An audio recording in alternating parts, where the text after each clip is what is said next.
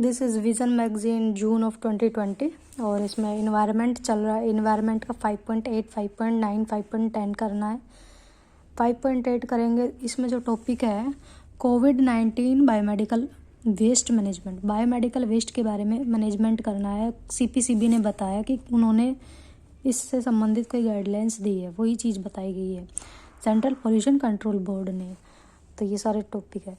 लेकिन सबसे पहले अगर ये पता हो कि बायोमेडिकल वेस्ट के रिगार्डिंग कोई पहले से कोई रूल बुक आई है क्या कॉन्स्टिट्यूशनली, या फिर कोई लॉ बना हुआ है इसके रिगार्डिंग, वो देखेंगे। तो एक नियम बने हुए हैं, रूल बुक बनाई गई थी बायोमेडिकल वेस्ट मैनेजमेंट 2016 की, उसके ऑब्जेक्टिव्स देख लेते हैं। इसमें है यानी कि सबसे पहले हम यही चीज़ पढ़ेंगे पहले कि बायोमेडिकल वेस्ट मैनेजमेंट का कुछ रूल बुक है 2016 का। इसकी ऑब्जेक्टिव्स दिए हुए हैं कि हम क्या करें, प्री ट्रीटमेंट ऑफ वेस्ट करें।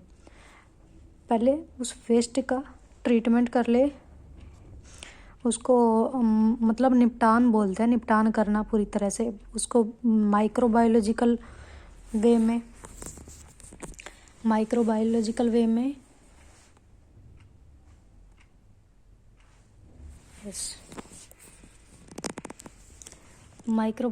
वे में या फिर रक्त के नमूने, रक्त की थैलियों को कीटाणु शोधन, जो ब्लड सैंपल्स की जो छोटी छोटी ट्यूब्स होती है और जो भी मतलब बायोमेडिकल से रिलेटेड जो भी चीज़ें हैं, दवाई खाली पैकेट है जो भी है, उसका बचा हुआ मेडिसिन है उनका हम कैसे निपटान करेंगे, उनको कैसे कीटाणु शोधन उनका करेंगे ताकि हम ये कम से मतलब विसंक्रमण का मतलब हो, संक्रमण न फैले के माध्यम से WHO द्वारा जो गाइडलाइंस दी गई थी निर्देशित तरीकों के अनुसार ही प्रारंभिक निस्तारण किया जाना चाहिए। क्योंकि गाइडलाइंस दी गई है WHO के द्वारा, तो हमें उन्हीं तरीकों को अपनाकर इन सभी बायोमेडिकल वेस्ट का मैनेजमेंट करना चाहिए। प्रारंभिक निस्तारण वही है कि प्री ट्रीटमेंट करना होगा हमें वेस्ट का, कंजा वेस्ट का, बायोमेडिकल वेस्ट का, पहली चीज़ है। दूसरी चीज़, ताकि सबसे ज़रूरी ये है क्योंकि संक्रमण ना फैले इसलिए, और WHO ने इस संबंध में गाइडलाइन दी हुई है, उन्हीं का पालन करना चाहिए। ये हमारी रूल बुक कहती 2016 की। सेकंड है कि क्लोरीन युक्त प्लास्टिक बैग, दस्ताने और जो रक्त की थैलियों के उपयोग को समाप्त करना चाहिए। तीसरी चीज़ है उचित पृथक्करण होना चाहिए। जैव चिकित्सा उपशिष्ट को 4 श्रेणी में वर्गीकृत किया है। एक तो वो होती है जो एनाटॉमिकल होती है, यानी कि अनुपचारित मानव शारीरिक अपशिष्ट होता है, कुछ उपचार नहीं किया गया है, जिनका निस्तारण नहीं किया गया है, एक वैसा वेस्ट है जो। एक है पशु शारीरिक अपशिष्ट है जो, मृदा अपशिष्ट है जो, जैव प्रौद्योगिकी अपशिष्ट है जो, कि जो अगर हम मृदा में छोड़ेंगे वे अपशिष्ट हो जाते हैं। कुछ ऐसे अपशिष्ट हैं, कुछ जैव प्रौद्योगिकी अपशिष्ट है, यानी कि कुछ टेक्नोलॉजी से कुछ अपशिष्टों का निस्तारण कर दे, वो ऐसे अपशिष्ट है। कोई ऐसे अपशिष्ट है जो बिल्कुल ही नहीं हो सकते। मानव शरीर के कुछ ऐसे अपशिष्ट है जो अनुपचारित नहीं हो सकते, एनाटॉमिकल है वो, ऐसे अपशिष्ट है। तो 4 अपशिष्ट यानी कि श्रेणियों में वर्गीकृत कर लेना चाहिए, ऐसा नहीं कि सब का मिक्स कर दिया। क्योंकि कुछ बायोमेडिकल वेस्ट जो है वो बायोटेक्नोलॉजी से इसका जो है प्री ट्रीटमेंट हो सकता है। कुछ है जो सॉइल में ऐसे हो सकता है, और है पशु शारीरिक अपशिष्ट। मतलब इनको कैटेगराइज करना चाहिए ताकि उसका प्री ट्रीटमेंट बहुत अच्छे से हो पाए, पृथक्करण करना चाहिए। ये रूल बुक ही कहती है 2016 की। अपशिष्ट का भंडारण, पृथक्कृत जैव चिकित्सा अपशिष्ट हो जाएगा, उसके भंडारण के लिए जो परिसर होगा उसके भीतर स्वच्छ हवादार सुरक्षित स्थान की व्यवस्था भी होनी चाहिए। क्योंकि जिस स्थान पे आप बायोमेडिकल वेस्ट का ट्रीटमेंट कर रहे हैं तो वो जगह जो है खुली होनी चाहिए, उसका वेंटिलेशन अच्छे से होना चाहिए ना। और एक है ट्रेनिंग दी जाए, जो भी वहाँ पे स्वास्थ्य देखभाल कर्मचारी होंगे इनको एक रूटीन वाइज ट्रेनिंग दी जाए। सभी स्वास्थ्य कार्यकर्ताओं को प्रतिरक्षण सुविधा उपलब्ध करानी चाहिए, यानी कि कैसे वो अपनी सुरक्षा भी कैसे की जाए उसका भी तो उनको ट्रेनिंग दी जानी चाहिए। साथ ही साथ वो अच्छे से अपशिष्ट निस्तारण कर सके, इसके रिगार्डिंग भी उनको अच्छी से ट्रेनिंग दी जानी चाहिए। ये रूल बुक ही कहती है 2016 की। परिवहन प्रबंधन, इन ये जो सारे बायोमेडिकल वेस्ट है उसको कैसे ले जाएंगे एक जगह से दूसरे जगह, ताकि ना तो हमारा ह्यूमन हेल्थ इफ़ेक्ट हो ना ही इन्वायरमेंट हेल्थ इफ़ेक्ट हो। तो उसके लिए क्या किया जाना चाहिए, उसके लिए मतलब एक अच्छा स्ट्रक्चर हो, ताकि हम ट्रांसपोर्ट ये जो मैनेजमेंट अच्छे से कर पाए, भंडारण भी अच्छे से कर पाए, संग्रहण अच्छे से कर पाए, फिर उनका ट्रीटमेंट अच्छे से कर पाए, ये सब सुनिश्चित किया जाना चाहिए। निपटान की प्रक्रिया होगी क्या, निपटान की प्रक्रिया जब होगी उनको जो है ना, यानी कि जैसे कोई बिल्कुल आराम से हो जाता है निपटान, ट्रीटमेंट ऐसा है कि हो जाता है उसका, फिर थोड़ा और उससे हार्ड है, फिर ऐसे यानी कि कैटेगराइज कर देना चाहिए। उसके डेंजर रेंज जैसे जैसे बढ़ती जाएगी उसको ऐसे कैटेगराइज कर देना चाहिए कि ये आसान है ट्रीटमेंट करना, ये थोड़ा और मतलब थोड़ा इससे आसान नहीं है, ये इससे आसान नहीं है, ऐसे कैटेगराइज कर देना चाहिए जो बायोमेडिकल वेस्ट है उनको। और इसे 48 घंटे तक संग्रहित किया रखा जाता है, इसके बाद इसी स्थान पर निपटान किया जाता है, ठीक है। या फिर CBM WTF द्वारा इसे एकत्रित किया जाता है। रिकॉर्ड का रखरखाव रखना चाहिए, ये सारे वर्डिंग है। सामान्य जैव चिकित्सा अपशिष्ट निपटान सुविधा में GPS बार कोडिंग की सुविधा स्थापित की जानी चाहिए। ये सारे बताए गए हैं। ये 2018 में वैसे अमेंड भी कर दिया गया था बायोमेडिकल वेस्ट मैनेजमेंट का। तो ये CPCB ने गाइडलाइंस दी थी। तो अब हमने देखना है कि क्या गाइडलाइंस दी थी कोविड-19 के संबंध में, बायोमेडिकल वेस्ट के संबंध में क्या गाइडलाइंस दी थी। और हमने ये तो देख ही लिया 2016 का जो कि अमेंड हो चुका था 18 में बायोमेडिकल वेस्ट का रूल। तो यही कहा CPCB ने कि अपशिष्ट का संग्रहण और पृथक्करण, दूसरी अपशिष्ट की ढुलाई कैसे होगी, निपटान कैसे होगा। CPCB के कोविड-19 BWM ये और 3 चीज़ थी, यानी कि जब संग्रहण होगा पृथक्करण होगा तो वह कैसे किया जाएगा। जो सफाई कर्मियों को नियुक्त किया जाना था, ऐसे टूल बॉक्स होंगे ना, तो जो समर्पित ट्रॉलियाँ है, संग्रह बॉक्स है, उनका उपयोग किया जाना चाहिए। उन पर कोविड-19 अपशिष्ट लेबल का प्रयोग किया जाना चाहिए। जैव चिकित्सा से अपशिष्ट जो है सामान्य ठोस अपशिष्ट के लिए अलग अलग है। एक तो है बायोमेडिकल वेस्ट, एक है सामान्य जो जनरल सॉलिड वेस्ट है। जनरल सॉलिड वेस्ट इन दोनों के लिए अलग अलग समर्पित यानी कि उसी के लिए जो काम करते हो ऐसे सफाई कर्मचारी को नियुक्त किया जाना चाहिए। ऐसे सफाई, क्योंकि उनको एक स्पेशलाइज हो जाएंगे बायोमेडिकल वेस्ट के निपटान में, क्योंकि वो जनरल को ही अगर लाएंगे तो इतना ट्रेन नहीं रहेगा कि बायोमेडिकल वेस्ट को अच्छे से समझ पाए, निस्तारण किया जा सके उसका। फिर ढुलाई के संबंध में भी CPCBM ने कहा कि कोविड-19 संबंधित जो अपशिष्ट के एकत्र किया लिया जाता है उसके निपटान के लिए अलग वाहन में भी रखकर अलग या वेस्ट टू एनर्जी प्लांट तक पहुंचाया जा सकता है, क्योंकि वहाँ पर अपशिष्ट ऊर्जा बनाने वाले संयंत्र होंगे और यहाँ पर इनके पहुँचने के बाद इन्हें जला दिया जाता है या फिर दाब या ताप पर भी संक्रमित किया जाए, यानी कि ऐसा प्रेशर या फिर टेम्परेचर पर हम क्या कर देंगे, उनको इन्फेक्शन फ्री कर देंगे। इन्फेक्ट नहीं होगा वो चीज़ें अगर हम उसका ट्रीटमेंट कर देंगे तो, या फिर हम क्या कर देंगे उसको एनर्जी में ट्रांसफ़र कर देंगे, एनर्जी बन जाएगी उससे, इस तरह से कर देना है। ये निपटान हो गया ढुलाई। और ढुलाई में बता दिया कि हमें वहाँ पे लेके जाना है जहाँ पर वेस्ट टू एनर्जी प्लांट होते हो, यहाँ ढुलाई करनी है। CPCB के ही कोविड-19 BWM में कहा जैव चिकित्सा अपशिष्ट tracking mobile biomedical waste management कैसे होगा कोविड-19 का। CPCB के अनुसार कहा कि ये जो होगा, ये जो बायोमेडिकल वेस्ट है, ट्रैकिंग मोबाइल एप्लीकेशन के माध्यम से सभी क्वारंटाइन सेंटर द्वारा, सभी क्वारंटाइन जो सेंटर है उनके द्वारा अपशिष्ट के परिवहन की निगरानी को आवश्यक बनाया गया है। निगरानी को आवश्यक कैसे बनाया गया है? एक ट्रैकिंग मोबाइल एप्लीकेशन बनाई गई है, उसके द्वारा बनाया गया है। ये CPCB ने कहा।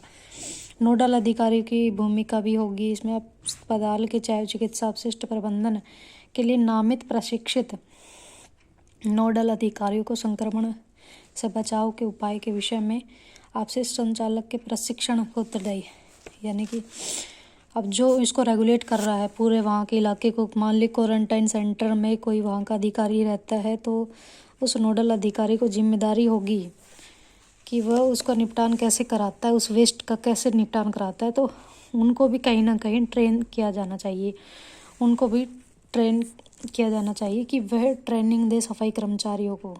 उसके लिए ऐसे प्रावधान बनाए या फिर कोई ऐसा स्ट्रक्चर, कोई ऐसे इंस्टीट्यूट बनाए जाए ताकि वो उनको एक शॉर्ट टाइम के लिए ऐसा प्रशिक्षण देने के लिए एक यूनिट बनाई जाए। नोडल अधिकारी ये सब करा सकते हैं।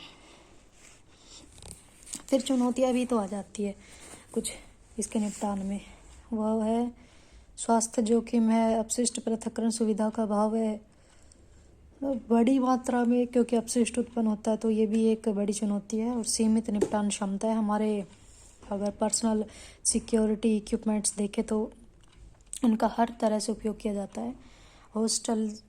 होटल से लेकर अस्पताल तक, रेलवे स्टेशन से लेकर के हवाई अड्डे तक, दाह गृह से लेकर शेल्टर सेल से लेकर के कब्रिस्तान तक, ये सब है। शहर में उपलब्ध निपटान तंत्र की क्षमता इस विशाल मात्रा से निपटने पर्याप्त नहीं है। कचरा मुट्ठी में निवेश की भी एक समस्या है, कचरा भट्टी में निवेश भी एक समस्या है, क्योंकि यह संक्रमण आवधिक है, पीरियोडिकल है। संबंधित मामलों में सुधार होने के बाद मशीनों का प्रयोग समाप्त हो जाता है। यानी कि इसमें इन्वेस्ट करे लोग तो उनके पास मोटिवेशन नहीं है, क्योंकि ये पीरियोडिकल है। इन्फेक्शन ये सब चीज़ें हमेशा तो रहती नहीं है ना, तो ये चीज़, लेकिन हमें एक सार्वजनिक स्वास्थ्य, यूनिवर्सल हेल्थ को मजबूत करने के लिए सब तो करना होगा, क्योंकि हमें GDP में भी हमें बढ़ाना है, हेल्थ का कवरेज बढ़ाना है। तो ये सब इंफ्रास्ट्रक्चर तो हमें पहले से ही तैयार करना होगा, क्योंकि इससे ना तो इन्वायरमेंट की हानि होगी। अगर हम ट्रेन करेंगे, जो सफाई कर्मचारी उनको ट्रेन करेंगे और ऐसे हाइजीनिक स्ट्रक्चर्स बनाएंगे, साथ ही साथ निपटान प्रक्रिया को ऐसे टेक्नोलॉजी का यूज़ करके ताकि एनर्जी भी प्रोड्यूस हो सके, और साथ ही साथ कैसे हम जब हम सिटी की बात करते हैं, स्मार्ट सिटी की बात करते हैं, इस तरह की बात करते हैं, तो ये सारी चीज़ें वहाँ मतलब नियर बाय ये सब चीज़ें सुविधा बहुत ही हाईली टेक्नोलॉजी से होनी चाहिए। ठीक है, अब आगे की राह भी दे रखी है इसमें। आगे की राह में है कि क्या वे फॉरवर्ड होगा। अगर हम दिशा निर्देश का पालन नहीं करेंगे तो कठोर कार्रवाई की जानी चाहिए। पहले तो मानव संसाधन धन के अभाव की समस्या को देखते हुए कार्य के लिए निजी एजेंसियों की तैनाती करनी चाहिए, है ना, ताकि संबंधित प्रदूषण नियंत्रण बोर्ड द्वारा उसकी निगरानी की जाए।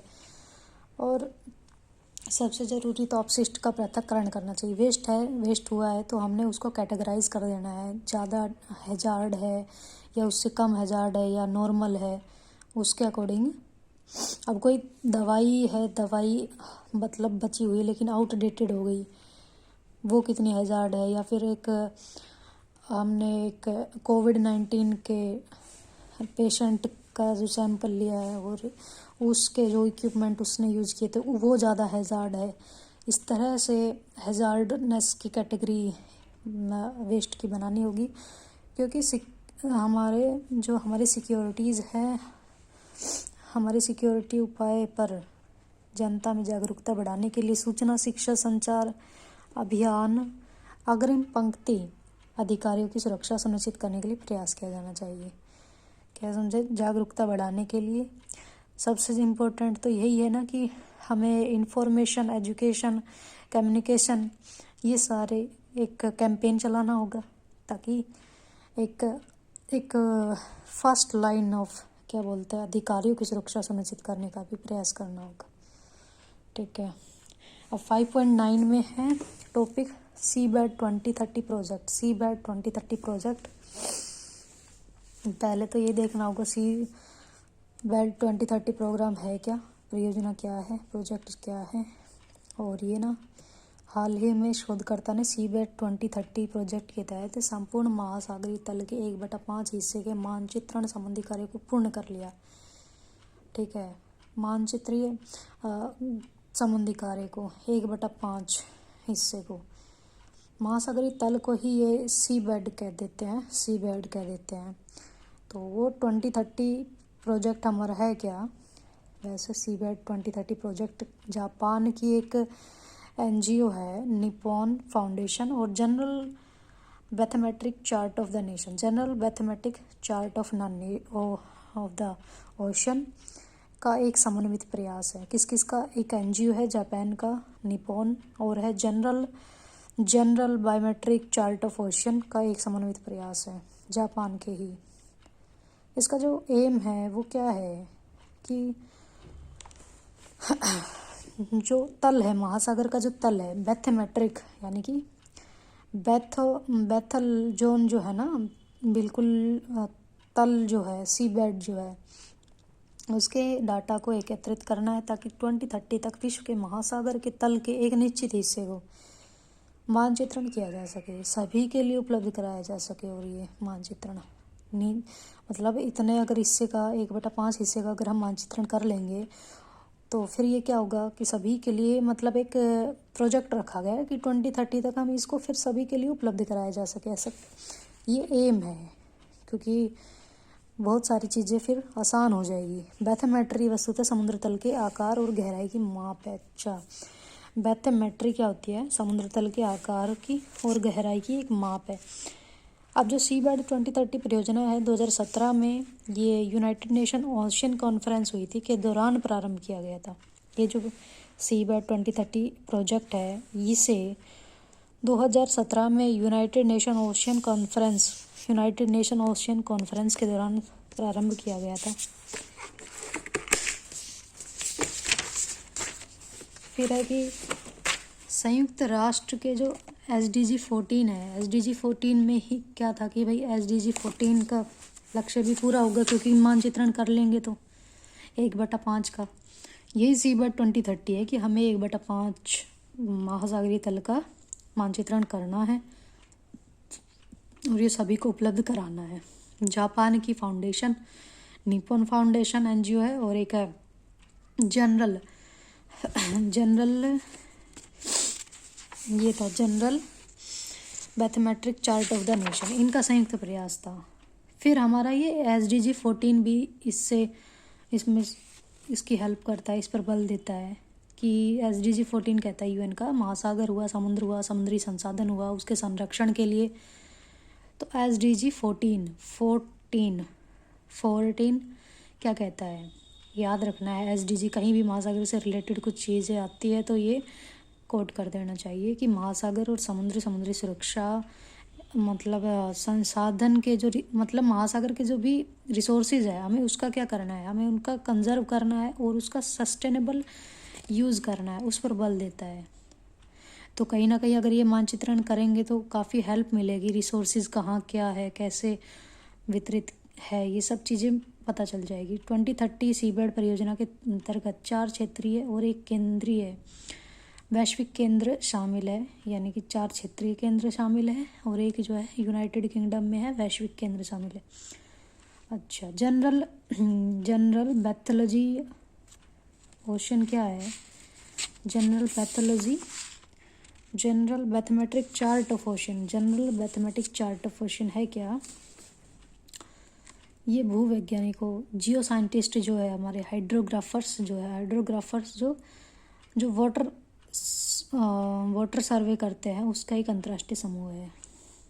जो general mathematic chart of ocean है ये क्या है, general mathematic chart of ocean क्या है, जियो साइंटिस्ट का, हाइड्रोग्राफर का एक इंटरनेशनल ग्रुप है। मैथमेटिक डाटा को अब डाटा उत्पादों के विकास हेतु प्रयासरत है। General mathematic chart of ocean UNESCO के अंतर सरकारी समुद्र विज्ञान का उपयोग और विज्ञान आयोग तथा अंतर्राष्ट्रीय जल सर्वेक्षण संगठन का संयुक्त तत्वावधान में कार्यरत एक निकाय है। General mathematic chart of ocean ये इंटर गवर्नमेंट है ऑर्गेनाइजेशन। कंप्लीट जो महासागर है उसके आधस्थल के मानचित्रण का कार्यभार इस पर सौंपा गया है।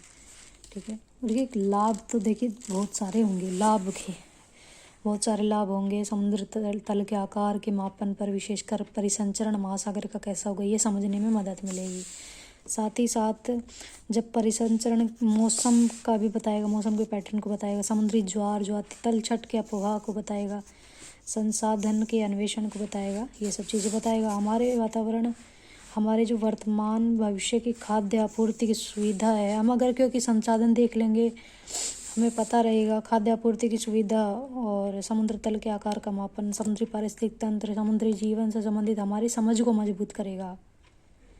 हम यह देख पाएंगे किस तरह की स्पीसीज है मछली और कौन कौन से प्रोटीन स्रोत के रूप में मछली वहाँ पर है।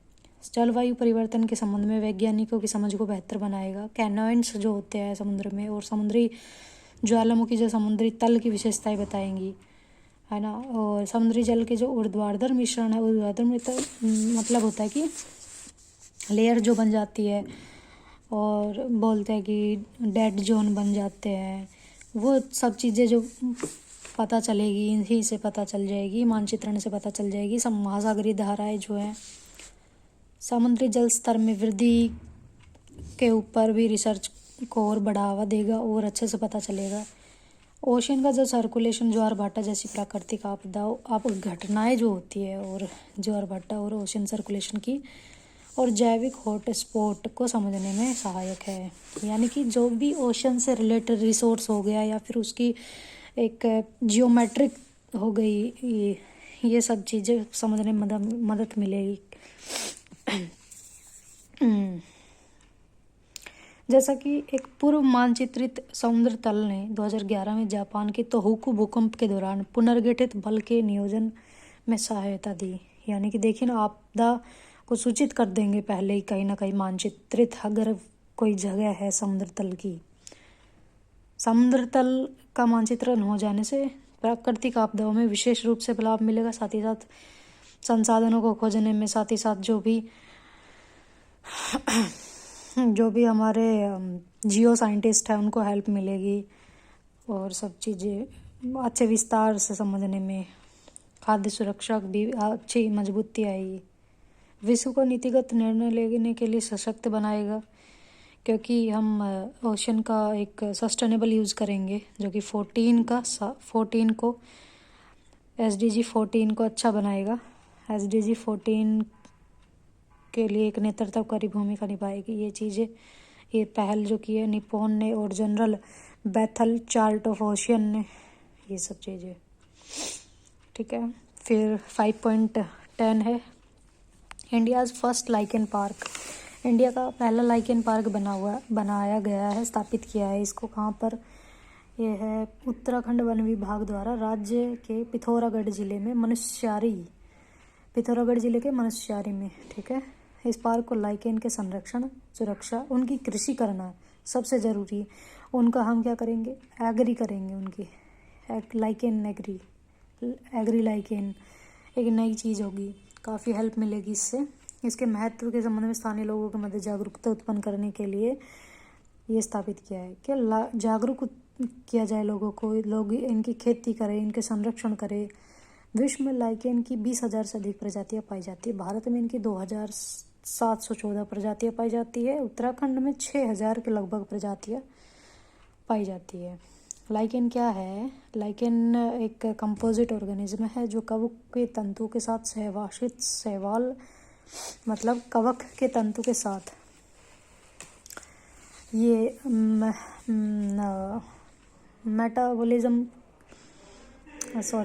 कवक के तंतु के साथ ये साइनोबैक्टीरिया से उत्पन्न होता है। कवक के तंतु के साथ साइनोबैक्टीरिया से उत्पन्न होता है। यह जहाँ शैवाल आमतौर पर केवल जलीय अत्यंत आर्द्र वातावरण में विकसित होते, वही लाइकेन संभावित रूप से लगभग किसी भी सतह पर, यानी कि जब शैवाल तो केवल क्या है, जलीय सतह हो या फिर कोई आर्द्र वातावरण में विकसित होते हैं। तो शैवाल में लाइकेन में फ़र्क क्या है कि ये तो कहीं भी, शैवाल तो जल में और आर्द्र वातावरण में विकसित होते हैं, जबकि जो लाइकेन होते हैं वो लगभग किसी भी सतह पर, विशेष रूप से चट्टान ये हुआ या फिर एपीफाइट्स अधिपादप उनके जो जीवन के लिए अन्य पौधों पर निर्भर होंगे या फिर चट्टान पर भी निर्भर हो सकते हैं, पाए जाते हैं। यानी कि शैवाल आपका जल में या फिर आर्द्र वातावरण में मिलेगा, विकसित होगा, लेकिन जो लाइकेन होगा किसी भी सतह पर, चट्टान हुआ या फिर किसी पौधे पर निर्भर रहेगा। स्थानीय भाषा में झूला या पत्थर के फूल कहा जाता है इसको, ये लाइकेन को। ऐसे लाइकेन मंद गति से बढ़ने वाले जीव होते हैं, सर्दियों तक जीवित रह सकते हैं, बहुत ज़्यादा समय तक जीवित रह सकते हैं लाइकेन, और मंद गति से बढ़ते हैं। कुछ उपयोग है इनके लाइकेन के, तभी तो एग्री करेंगे तब कुछ बेनिफिट होगा इसका। तो क्या क्या उपयोग है इसका? लाइकेन चट्टानों का अपरदन कर देते हैं, तो खनिज को पृथक करने में सहायक है। जैसे क्योंकि हमने देख ही लिया शैवाल तो चट्टान पर नहीं है, लेकिन लाइकेन चट्टान पर होते हैं, कहीं भी उग सकते हैं, पौधे पे भी उग सकते हैं, चट्टान पे भी उग सकते हैं लाइकेन। लाइकेन को कई व्यंजनों में प्रमुख सामग्री के रूप में, यानी प्रोटीन का भी अच्छा सोर्स होता है, और वैसे भी एक डिश बनती है इनसे, काफ़ी चीज़ें बनती है लाइकेन से। कन्नौज क्षेत्र में इसका यूज़ जो है ना वो इंडिजियस ये परफ्यूम बनाने में होता है, और इनका उपयोग जो है सनस्क्रीन, क्रीम में, ये सब एजेंट्स में होता है। कुछ लाइकेन नाइट्रोजन व सल्फर यौगिक जैसे प्रदूषकों के प्रति सहिष्णु होते हैं, राइट। कुछ लाइकेन नाइट्रोजन और सल्फर यौगिक जैसे प्रदूषकों के प्रति सहिष्णु होते हैं, वहीं कुछ लाइकेन इनमें से किसी एक के रसायन के प्रति बहुत संवेदनशील होते हैं। इस प्रकार जो ये प्रजातियां है बायो इंडिकेटर्स के रूप में कार्य करती है, कि अगर सल्फर की मात्रा, यानी कि अगर जो ये है कि H2SO4 अम्लीय वर्षा, SO2 NOx लगा दीजिए, यानी कि इसके मॉलिक्यूल्स अगर बढ़ते जाएंगे, और नाइट्रोजन और सल्फर के मॉलिक्यूल्स अगर बढ़ते जाएंगे पर्यावरण में, तो ये बहुत ज़्यादा उन पर असर डालेगा, लाइकेन ख़त्म होते चले जाएंगे। यानी कि तो अगर लाइकेन ख़त्म हो रहा है, इसका मतलब ये भी होगा कि नाइट्रोजन और सल्फर ज़्यादा बढ़ रहे हैं, तो बायो इंडिकेटर के रूप में कार्य करते हैं, ये है। इसके अतिरिक्त लाइकेन जो है सीजियम, स्ट्रोंटियम जैसे जो रेडियो एक्टिव एलिमेंट्स होते हैं को बिना कोई पर्यावरण क्षति पहुंचाए उनका अवशोषण कर सकते हैं। कितनी बड़ी बात है कि जो भी ऐसे रेडियो एक्टिव एलिमेंट्स है, मोस्टली सीजियम, स्ट्रोंटियम एलिमेंट को कोई भी किसी को क्षति पहुंचाए बिना ही इनका अवशोषण और संग्रहण कर सकते हैं। ये हमने 5.8, 9, 10 की है इन्वायरमेंट की, जून 2020 की। Thank you.